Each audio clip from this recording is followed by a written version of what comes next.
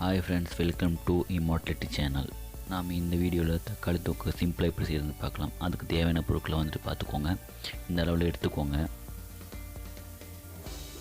அடுத்து தக்காளியை வந்துட்டு நறுக்கிக்கிட்டு அதை வந்துட்டு மிக்சியில் போட்டு அடிச்சுக்கோங்க.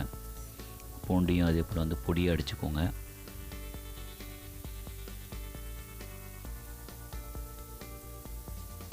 ரொம்ப பொடி பண்ணாதீங்க. அடுத்தது வெந்தயத்தை ஒரு டீஸ்பூன் போட்டுக்கிட்டு லைட்டாக ஹீட் வச்சுக்கோங்க. வானலில் போட்டு இதையும் வறுத்துக்கணும். வறுத்துட்டு இது கூட வந்துட்டு புளி, கொஞ்சம் கடுகு ஒரு டீஸ்பூன் போட்டுக்கோங்க. இந்த மூணுத்தையும் வந்துட்டு நம்ம வறுத்துட்டு பொடி பண்ணி தனியாக எடுத்து வச்சுக்கோங்க.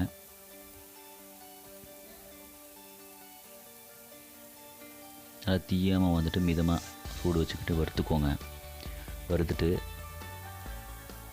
மிக்சியில் போட்டு பொடி பண்ணிக்கோங்க.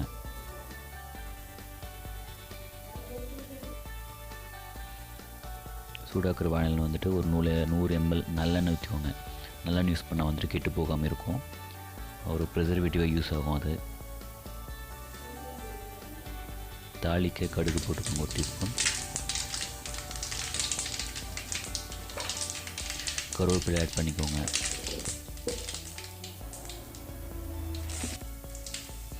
சூடு வந்து மிதமாக வச்சுக்கோங்க. அதுக்கடுத்து நம்ம அடித்து வச்ச அந்த பூண்டை வந்து சேர்த்துக்கோங்க.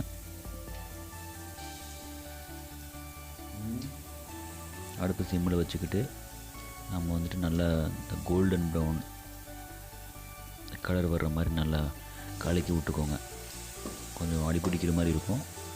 மிதமாக சூடு வச்சுக்கிட்டு நம்ம கலக்கி விட்டுட்டே இருந்தோம்னா நம்மளுக்கு அந்த ப்ரௌன் கலர் வரும் பாருங்கள். ரொம்ப ப்ரௌன் இல்லை, கோல்டன் ப்ரௌனில் லைட்டாக இந்த பூண்டு வந்து மாறும். அது வரைக்கும் நல்லா தீயாமல் பார்த்துக்கிட்டு கலக்கி விடுங்க. நெக்ஸ்ட்டு நாம் வந்துட்டு மிக்சியில் அடித்து வச்ச தக்காளி சேர்த்துக்கோங்க. அந்த தக்காளியை சேர்த்துக்கிட்டு அதையும் போட்டு நல்லா கலக்கி விடுங்க. கொஞ்சம் சூடை வச்சுக்கோங்க. சூடு இன்க்ரீஸ் பண்ணிக்கிட்டு அடி பிடிக்காமல் பார்த்துக்கோங்க. கடுகு, வெந்தயம், புளி மூணுத்தி வறுத்து அந்த பொடியும் சேர்த்துக்கோங்க. அந்த பொடியை வந்துட்டு நான் சொன்ன அளவில் சேர்த்துக்கோங்க. இல்லைன்னா கொஞ்சம் வெந்தயம் அதிகமாக போயிட்டால் கூட கொஞ்சம் கசந்து போயிடும். ஒரு டீஸ்பூன் போதும் வெந்தயம். அதையும் போட்டு நல்லா பொடி பண்ணி சேர்த்துக்கிட்டு நல்லா டேஸ்ட் கொடுக்கும். நல்லா கலக்கி விட்ருங்க.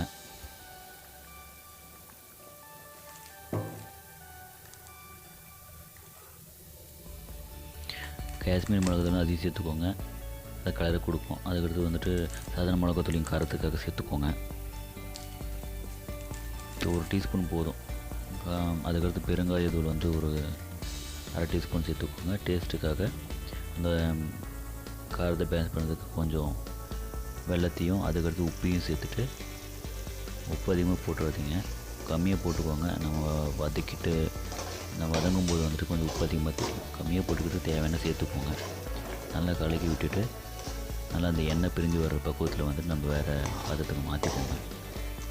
இது எடுத்துகிட்டு நம்ம ஃப்ரிட்ஜில் வச்சு யூஸ் பண்ணோம்னா 1 மந்த்துக்கு மேலே வரும். ஸோ நம்மளுக்கு வேலைக்கு போட்டு வந்துட்டு சமைக்கிறதுக்கு டைம் இல்லைன்னா இந்த மாதிரி செஞ்சு வச்சுக்கிட்டு நம்ம யூஸ் பண்ணலாம். நம்மளுக்கு டைம் சேவ் ஆகும். ஸோ ஃப்ரெண்ட்ஸ் செஞ்சு பாருங்கள். உங்கள் ஃப்ரெண்ட்ஸுக்கும் ஷேர் பண்ணுங்கள். தேங்க்யூ.